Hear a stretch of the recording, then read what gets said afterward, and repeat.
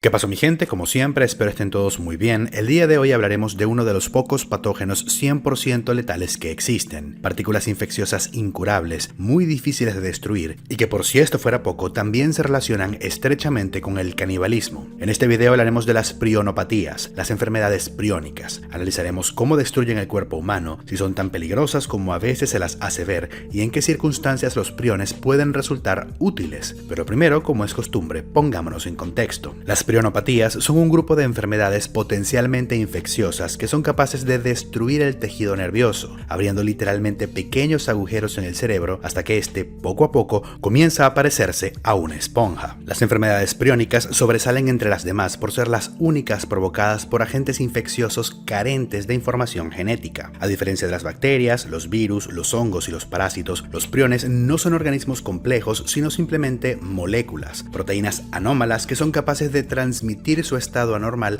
a otras proteínas de nuestros cuerpos, comenzando una reacción en cadena que provoca disfunción y muerte celular. En vista de que no se trata de nada que se pueda matar y de que las proteínas son algo natural de nuestro cuerpo, no existe ningún tratamiento por los momentos, mientras que nuestro sistema inmune también es completamente incapaz de defendernos frente a estos patógenos. Por esta razón, contraer una prionopatía es una sentencia de muerte asegurada. Son enfermedades inexorablemente letales. Pero para entender realmente cómo funcionan los priones, primero hay que hablar de aminoácidos y de proteínas. Los aminoácidos son moléculas que poseen en su estructura un grupo amino y un grupo de ácido carboxílico, como pueden ver en pantalla, de allí lo de aminoácidos. Estos compuestos tienen la capacidad de enlazarse unos con otros, conectándose y formando cadenas que pueden llegar a ser colosales. Una vez que una de estas cadenas alcanza entre 20 y 30 aminoácidos de largo, pasa a ser considerada como una proteína. Las proteínas son sin ninguna duda las moléculas más versátiles que poseen nuestros cuerpos y pueden llevar a cabo tareas extremadamente variables, desde la miosina, que le permite a nuestros músculos contraerse, hasta la hormona de crecimiento que regula el tamaño de nuestros cuerpos, pasando por las enzimas digestivas, los anticuerpos e incluso el colágeno de la piel o los factores de coagulación de la sangre.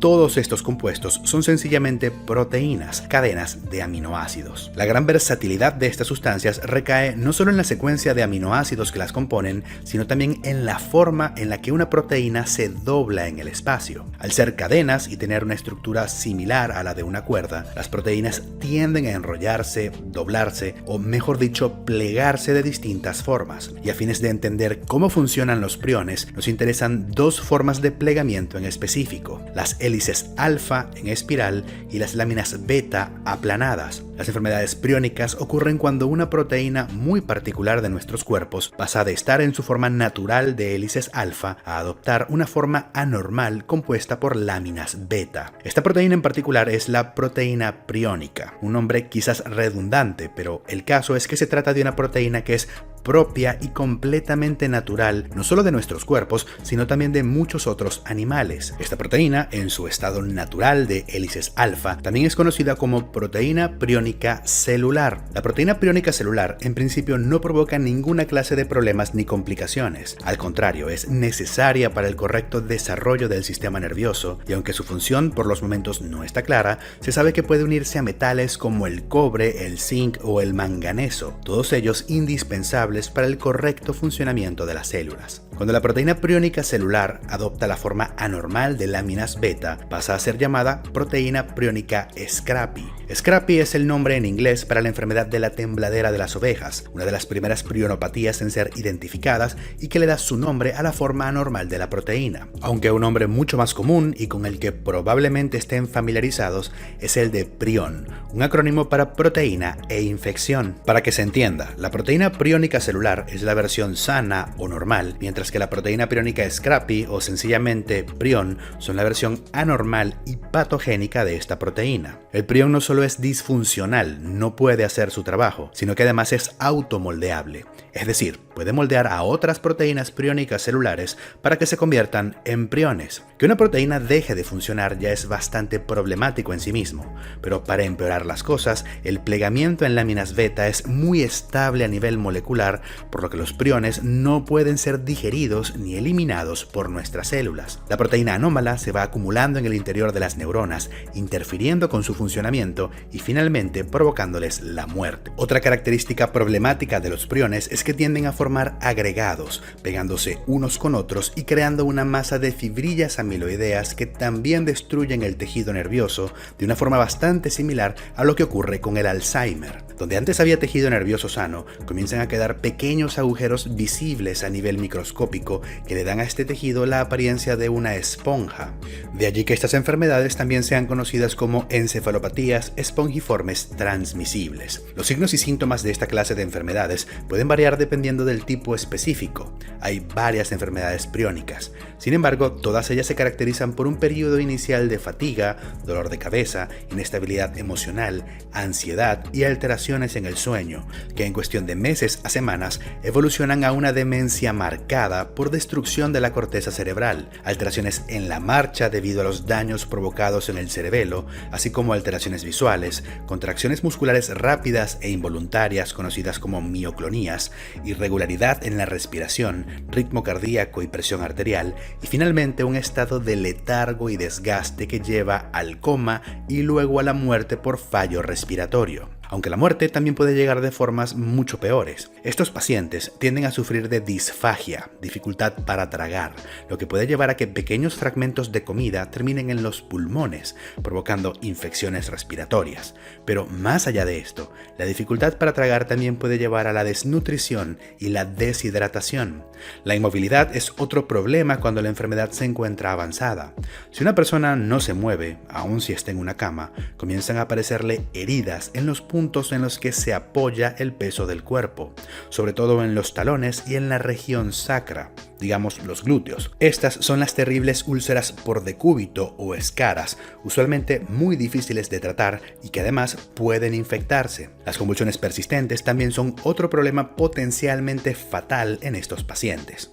Estas son enfermedades neurodegenerativas en toda regla, relacionadas en sus mecanismos al Alzheimer, a la enfermedad de Parkinson o a la corea de Huntington. Por los momentos no hay cura ni tratamiento posible y nuestro sistema inmune prácticamente no hace nada al respecto porque al fin y al cabo la proteína priónica anómala sigue siendo un componente natural de nuestros cuerpos de alguna manera, con exactamente la misma secuencia de aminoácidos que la proteína normal. A fines inmunitarios no hay diferencia entre el prión y las proteínas priónicas normales. La parte más alarmante de esta familia de enfermedades es su capacidad para transmitirse de una persona a otra, lo que puede crear algo de preocupación en vista de que son patologías 100% letales.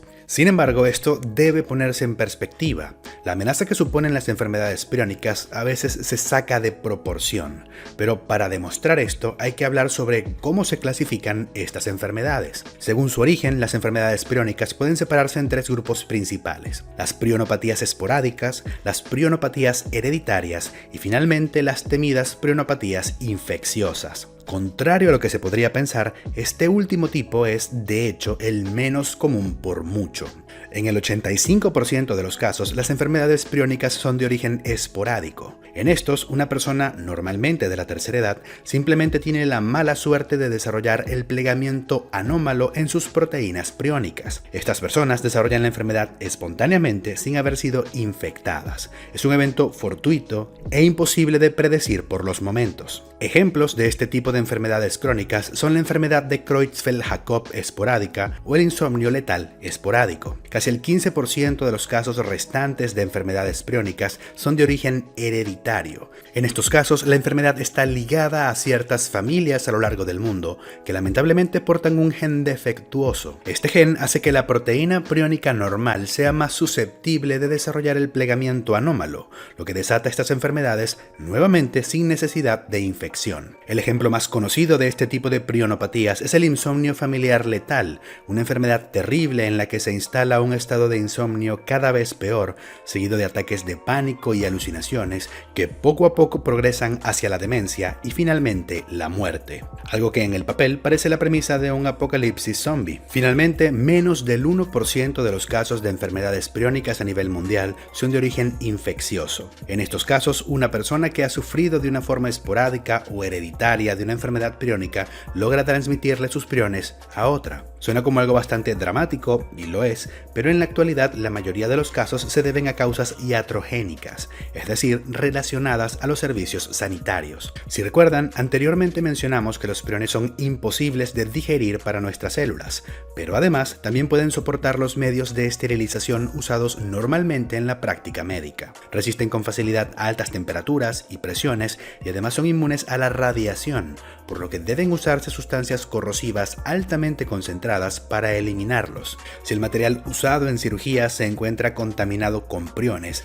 y este no es esterilizado adecuadamente, ya sea por impericia o por ignorancia, es muy posible que termine por contagiar a un paciente sano. Otras fuentes de infección son ciertos trasplantes de tejidos o algunos fármacos obtenidos de glándulas vivas que podrían contener priones en su preparación. Es paradójico, sin embargo, que los priones sean más conocidos por su relación con el consumo de carne contaminada y con el canibalismo. El caso más macabro, en mi opinión, es el de la tribu Fore de Papua Nueva Guinea, que durante años sufrió de una enfermedad priónica infecciosa llamada Kuru, transmitida a través del consumo de carne humana. Los rituales fúnebres de esta tribu implicaban el consumo de la carne y los órganos de los fallecidos. Parece ser que en algún punto alguien en la tribu desarrolló una enfermedad priónica esporádica y cuando su cuerpo fue consumido por los demás, le transmitió los priones a otras personas, iniciando un ciclo que se repitió por generaciones. El Kuru, de forma similar a otras enfermedades priónicas, provoca un deterioro cognitivo progresivo,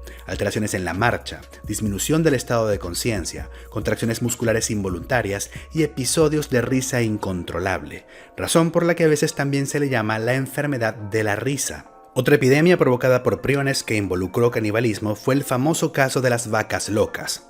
El ganado británico solía ser alimentado con harina de hueso y carne de vacas fallecidas para complementar la dieta. Nuevamente se sospecha que alguna de estas vacas fallecidas podría haber sufrido de una enfermedad priónica esporádica propia de esta especie, la encefalopatía espongiforme bovina. Cuando sus restos infectados fueron dados en la forma de harina a otras vacas, el prión pasó a afectar a distintos rebaños que luego fueron a parar a los mataderos. Lamentablemente la carne contaminada llegó a los supermercados, contagiando a algunas personas con la forma humana de esta patología, la enfermedad de Creutzfeldt-Jakob variante. Se diagnosticaron aproximadamente 100.000 cabezas de ganado infectadas por priones en todo el Reino Unido y hubo que sacrificar hasta 4 millones de bovinos por sospecha de infección. La cantidad de carne contaminada que llegó a los mercados y que fue consumida es imposible de determinar. Suena como algo auténticamente apocalíptico o por lo menos capaz de poner de rodillas a uno de los países más ricos del mundo. Sin embargo, el saldo de personas infectadas se remonta a apenas 178 víctimas, un número para nada despreciable, pero pequeño si lo ponemos en contexto. Y es que, a pesar de que suenen terriblemente peligrosos, los priones en realidad no son particularmente fáciles de contagiar, y esto se debe en buena parte a la secuencia de aminoácidos. Como mencionamos antes, una proteína, incluidos los priones, no son más que cadenas de aminoácidos con un orden bien determinado. La proteína priónica posee un total de 253. Sin embargo, los 253 aminoácidos de la proteína priónica de las vacas no son idénticos a los 253 aminoácidos de la humana y por tanto tiene problemas a la hora de inducir el plegamiento erróneo en nuestras proteínas. Lo mismo aplica entre distintas especies. Por otro lado, la proteína priónica ni siquiera es idéntica dentro de la población humana. La secuencia de aminoácidos puede variar también entre una persona y otra y dependiendo de estas variaciones pueden haber incluso ciertos grados de resistencia o susceptibilidad frente a estas enfermedades. Y si ponemos atención nos daremos cuenta de que la inmensa mayoría de las enfermedades priónicas atacan a los mamíferos. La encefalopatía espongiforme bovina ataca a las vacas, la tembladera ataca a las ovejas, la enfermedad de desgaste crónico ataca a los ciervos, la encefalopatía espongiforme de los bisones ataca a los bisones y el Kuru, la enfermedad de Creutzfeldt-Jakob y el insomnio familiar fatal ataca a los humanos. Los mamíferos comparten una proteína priónica muy parecida entre distintas especies, idéntica en más del 90% de los aminoácidos, y aún así la infección entre especies está lejos de ser una garantía. energía. Por otra parte, la forma esporádica de estas enfermedades, la más común, es un fenómeno propio de la vejez, mientras que al mismo tiempo las enfermedades priónicas se caracterizan por literalmente años de incubación. Pueden permanecer latentes sin mostrar síntomas por mucho tiempo, por lo que no es raro que una persona que ha desarrollado un prión muera antes de otras causas que de la encefalopatía.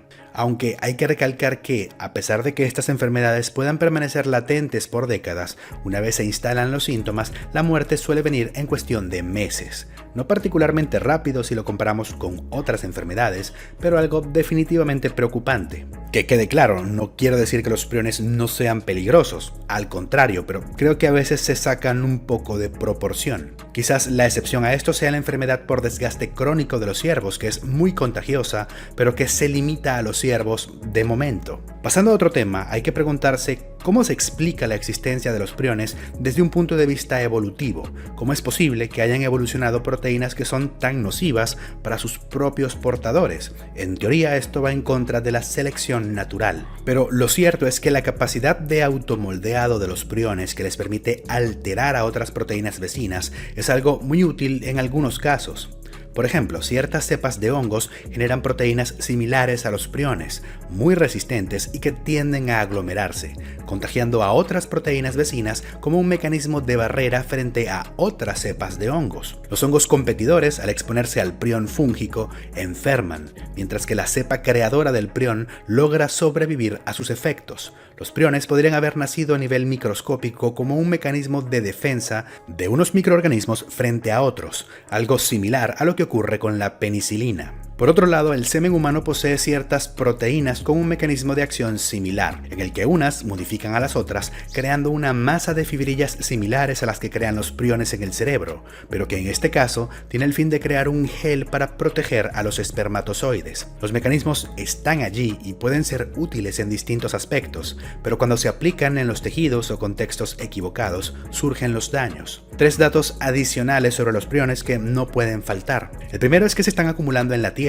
Cada vez que un animal afectado por priones muere, esta proteína termina en la tierra prácticamente inmutable e indestructible, y con el paso de los años se van acumulando. Si los priones son tan antiguos como las células, es probable que estemos en contacto con ellos mucho más de lo que se piensa después de eones de acumulación. Segundo, las enfermedades priónicas se clasifican junto a otras como el Parkinson, el Alzheimer, la amiloidosis, la esclerosis lateral amiotrófica y la corea de Huntington, entre varias otras, en el grupo de las proteinopatías, enfermedades causadas por proteínas de estructura anormal, y entre estas los priones no son las únicas con capacidad de contagio. Y tercero y último, la proteína priónica no es la única dentro del cuerpo humano capaz de convertirse en un prión. Otro caso conocido es el de la sinucleína. Bueno señores, espero que les haya gustado el video. Recuerden alimentar al algoritmo con un comentario. Yo me despido y nos vemos en el siguiente video.